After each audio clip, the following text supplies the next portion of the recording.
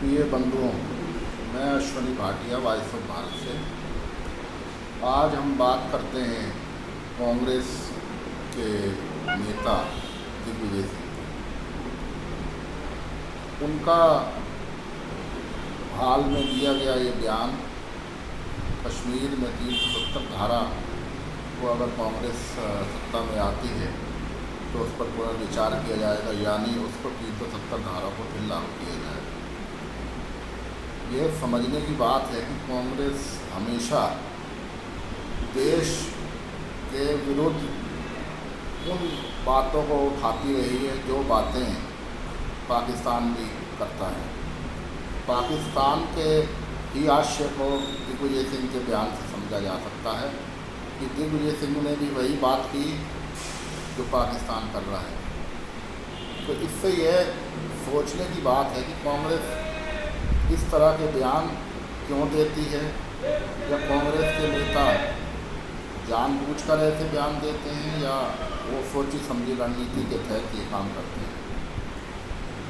हमें तो कांग्रेस की कार्यशैली को देखने के बाद यह प्रतीत होता है कि कांग्रेस के डीएनए में ही देश विरोध है। शुरू से कांग्रेस के जन्म से ही कांग्रेस के कार्यकलापों को देखा जाए तो कांग्रेस ने हमेशा किसी न किसी तरह से राष्ट्र विरोधी कार्यों में ही अपनी भूमिका को अदा करने में कोई गुरेज नहीं किया। हमेशा सत्ता पर अपना अधिकार समझने वाली कांग्रेस यह समझती है कि भारत उनकी बकौती है।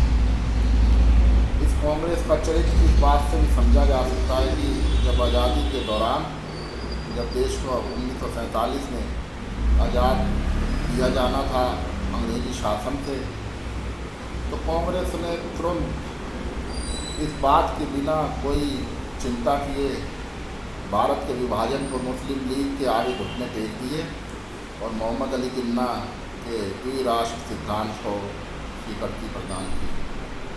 कांग्रेस ने देश के बंटवारे को भी इसलिए स्वीकार किया कि देश के पहला प्रधानमंत्री होने का गौरव उसके नेता जवाहरलाल नेहरू को मिले। तो जो पार्टी सत्ता के लिए राष्ट्र का विभाजन स्वीकार कर सकती थी, वह पार्टी आगे चलकर राष्ट्र विरोधी गतिविधियों में कैसे लिप्त नहीं होती, यह उसके चरित्र से, इसके डीएनए से समझा जा सकता है। तो दिग्विजय सिंह इस बात को तो करते हैं कि 370 धारा जो कि 5 अगस्त 2019 को मोदी सरकार ने समाप्त कर दी थी और कश्मीर को देश की मुख्य धारा के साथ जोड़ा था, लेकिन इस सरकार के कदम से जहाँ पाकिस्तान के पेट में दर्द हुआ, वहीं कांग्रेस के पेट में भी दर्द होना शुरू हो गया।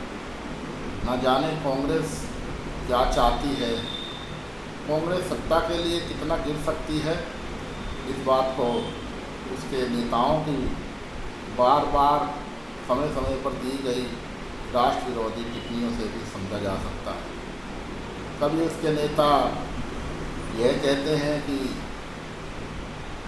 कोरोना भारत की देन है, या कोरोना जो ये दूसरी लहर आई ये इंडियन वेरिएंट है।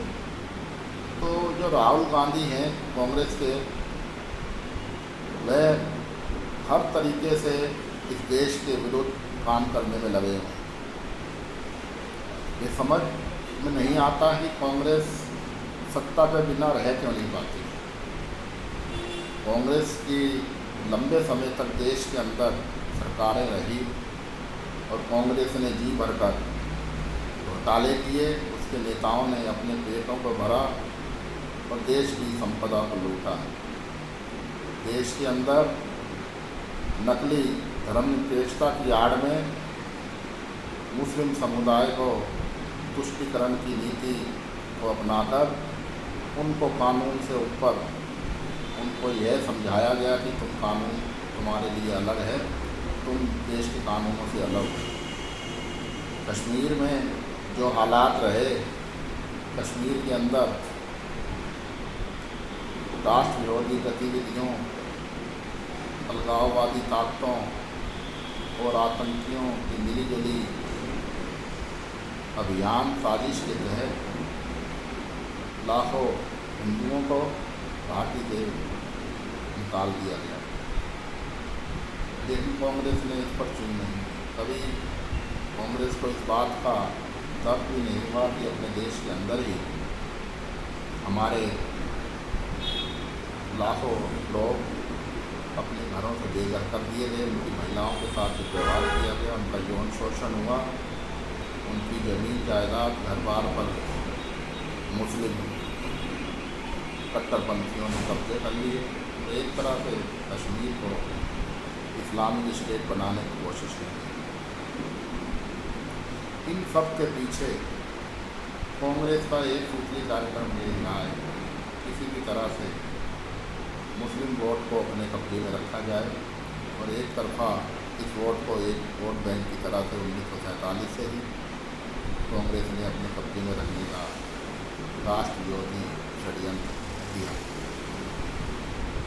ये राष्ट्र के सिद्धांत पर देश का बंटवारा होने पर भारत का एक बड़ा भूभाग पाकिस्तान को दे देने के बाद भी जब मजहब के आधार पर देश का बंटवारा स्वीकार किया, कांग्रेस ने किन कारणों से इस देश के अंदर काफ़ी संख्या में मुस्लिमों को रोके रखा। तो कांग्रेस की उस समय से सोची समझी रणनीति थी कि ये मुस्लिम समुदाय उनके लिए वोट बैंक के रूप में काम करता रहेगा, वो करता भी रहा। अब दिग्विजय सिंह की मति भ्रष्ट है या वह जानबूझकर ऐसा करते हैं और वो राष्ट्र विरोधी बयान देते हैं, कभी हिंदू आतंकवाद की बात करते हैं, कभी देश को आपातकाल के लिए मोदी सरकार को जिम्मेदार ठहराते हैं। तो ये समझने की बात है कि कांग्रेस काफ़ी इन्हीं नीतियों के कारण अपनी काफ़ी सिकुड़ चुकी है देश में। और ऐसा लगता है कि दिग्विजय सिंह जैसे लोग अपने इन राष्ट्र विरोधी बयानों से और पाकिस्तान की जुबान बोलते हैं इस तरह से दिग्विजय सिंह, उससे तो यही लगता है कि ये कांग्रेस देश भारत की पार्टी है या पाकिस्तान की पार्टी। दिग्विजय सिंह ने मुझे एक बार भी यह नहीं पूछा जो हमारे कश्मीरी हिंदू घरों से जबरन निकाल दिए गए थे, उनको कश्मीर में पुनः बसाने के लिए सरकार को काम करना चाहिए। लेकिन दिग्विजय सिंह को इस बात की कोई चिंता नहीं है, उनको सिर्फ चिंता है तो मुस्लिम समाज की और मुस्लिम वोटरों की, वो किसी तरह से भी कांग्रेस के पक्ष में मतदान करते हैं। इसके साथ ही देश की जनता को यह समझना होगा कांग्रेस का चरित्र पूरी तरह से अब एक तरह से नंगा हो चुका है। कांग्रेस सत्ता के लिए किसी भी हद तक गिर सकती है। राहुल गांधी हों, सोनिया गांधी हों या उनके ये जो चाटुकार किस्म के दरबारी हैं, उनके बयान हों, इन सबसे तो यही लगता है कि इन्होंने एक तरह से इस बात का बीड़ा उठा लिया है कि इनको वो सब बातें, वो सब बयान देने हैं जो पाकिस्तान को अच्छे लगते हों, चाइना को अच्छे लगते हों। देश के हित में कोई भी कार्य करने से इनको परहेज है।